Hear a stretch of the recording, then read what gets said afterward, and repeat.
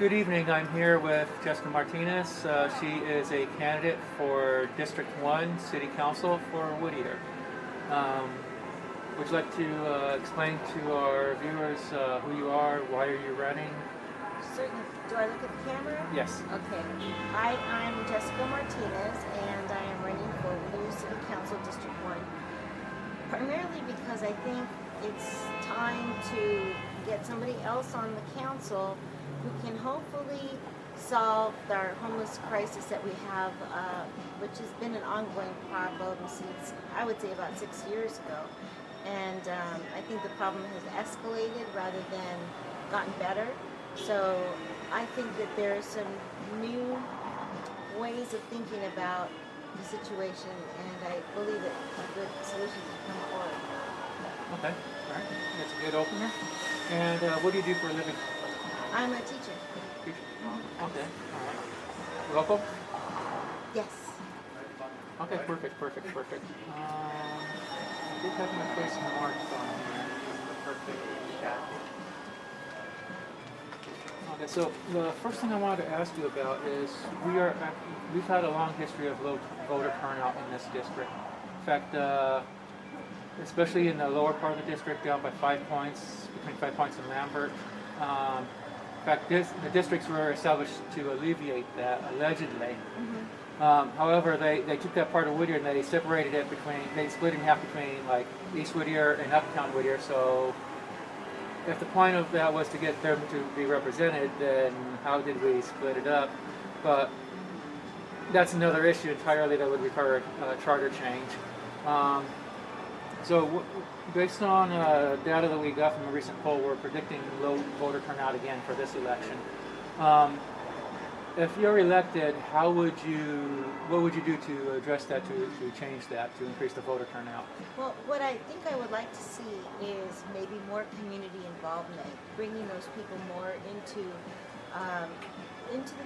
just being more involved with their community, going out and maybe having some sort of events to just bring them into the public conversation. I think would be a good way to do it, whether it's having forums or inviting them to talk about their issues. Kind of like town halls? Kind of like exactly town hall. That was something that Christine Singer brought up when I talked to her the other day. Yes, but I think also going house to house and talking to people and letting them know that their voice is important. Like one of the things that I found in District 1 that because where I am there is more lighting, but in the other portion of District 1, what I found that that's one of their main issues is that they feel like they don't have enough lighting in their neighborhoods. So, in that area down there, it's because I grew up in that area, went to Whittier High School, and I also canvassed that area when I was running for city council myself. Okay. And the lighting issue has always been the issue down there. It was worse. They didn't even have sidewalks back in the 90s because the council was putting sidewalks all over Whittier, but they would never put sidewalks down there. And then I had to bring it up, and then later on they decided that they were going to put a couple in, but they still have areas down there that don't have sidewalks still. Wow. So let me ask you about Measure W. You know that most of the residents here in Whittier are actually undecided on Measure W. On your I had your stats here. Okay, so what would you say? You know what? I had it and now I can't find it. Interesting. Okay, but most of the city is they're not starting up Measure W. Have you taken a position, and what would you say to those who haven't decided yet? Because we're talking about 63% of the city, including a majority of your district, that has not decided yet. Right. Well, it's an issue for the voters to determine what's the wisest way to go.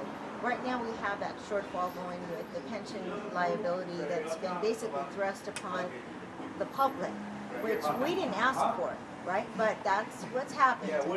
So now how do you deal with that shortfall? What do we do? Do we go into bankruptcy? Or, do we, I don't know, hope for something better to happen down the line? I don't know. But one thing I can say, I'm never in favor of taxes. I hate taxes. You're a Republican, right? Well, we're not going to talk about this. This is a nonpartisan race. But Okay. in principle, I don't like taxes. I think that it's taking from what a person's earned. And why should we have to give up more of our livelihood?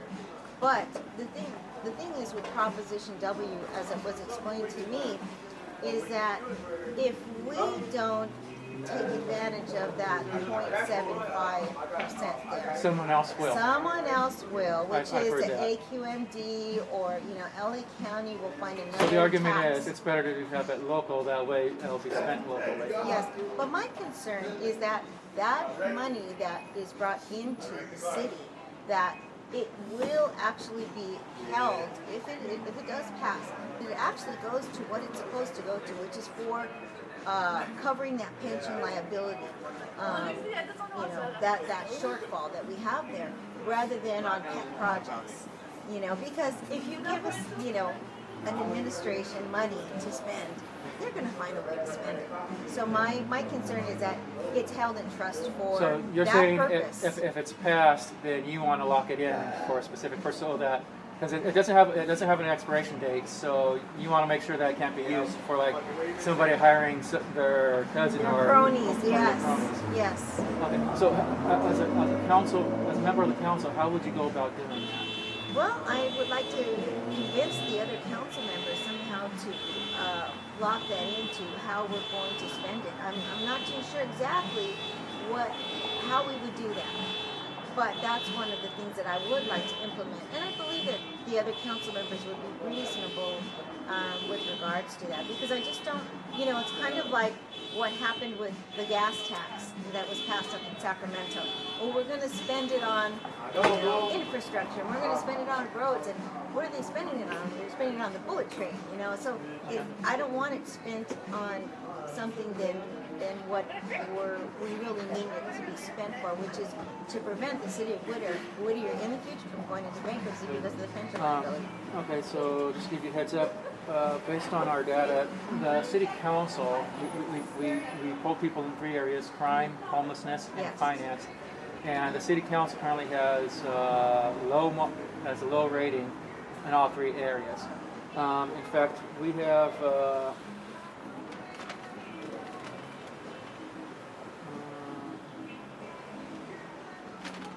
okay, it must be here then. We have a 70% of District 1 residents have a negative view of the council when it comes to their ability to handle crime in the city. But ironically about that, though, is that even though they disapprove of how the council's handling it, 60% approve of how the Whittier Police Department's handling it. Even though a lot of people say that the police department's hands are tied, but they have this support from the community that approves of what they are doing. And here it is. 31% are not confident at all in the direction of the city right now. 24% say they have no confidence. So a total of 55% of District 1 voters are saying, and it matches citywide, they don't have any confidence in the current direction of the city. What are your comments on that? Well, my comments are that this is a new phenomenon. Having this huge influx of the homelessness and their presence in the community. And I'm not talking about all homeless people, because as we talked about, I think before in our council meetings, that we have a certain population that's service resistant, right? They don't really want help. And they prefer to break into cars or break into people's garages, that kind of thing. So what I believe is that we have to address what is going on with the homeless, specifically with the service-resistant population. As far as the Whittier City Council goes, I'll tell you that I think it's a very difficult position that they've been put in. Yes, they had to do something, but They've had to do whether something. they're going to be supported or not, if you don't, somebody once said that the worst thing you can do I mean, everybody makes mistakes. There's a risk. It was Ronald Reagan. There's a risk in everything, but the greatest risk you take is in doing nothing. Yes. And actually, it's kind of funny that you brought this up because 6 years ago I had planned, I believe it was 6 years ago, maybe it was a little bit longer, I had actually wanted to join the race for city council back then. But then I saw that there were other very qualified candidates in the race, and I decided not to after all. But it was actually at that time that I had gotten a call from the Whittier Daily News, and they asked me what my main issue was. And at that time, it was funny because I was the only candidate at that time to point out that there was going to be an issue with homelessness. And well, it was an issue. It was an issue back in the '90s too, and that's how Yes. First State came about. But then we Right. lost when we had the recession. The state cut the funding for it, and we lost all those homeless programs because the state wasn't funding it anymore. Right. And that's my next question. That's a great segue, by the way.